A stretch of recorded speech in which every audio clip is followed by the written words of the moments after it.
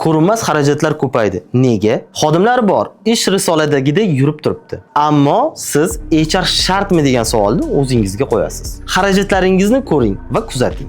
Noto'g'ri odamlarni tanlaganlik sababli 6 oy ichida yana qayta ishga yollash xarajatlari ortmoqda. Yo'nalishi yo'q onboarding sababli xodimlar sekin va sust ishlaydi. KPI yo'q, baholash tizimlarida noaniqliklar va past samaradorlik. Bu ko'rinmas xarajatlar oyiga millionlab pulni yutadi, ammo hisobda ko'rinmaydi. Demak, HR tizimini joriy etish, ishga yollashdan to retention, ya'ni xodimlarni ushlab turishgacha bo'lgan strategiyani tuzish zarur. Har bir HR jarayonini baholab, pulga aylantiring. Misol, noto'g'ri yollangan xodim sizga qanchaga tushganini hisoblang. Analitikaga e'tibor bering. Ishdan ketishlar, xodim uchun sarflangan pul va unga sarflangan vaqtni hisobga oling. HRni faqat ijrochi sifatida emas, biznes sherigi sifatida ishga qabul qiling.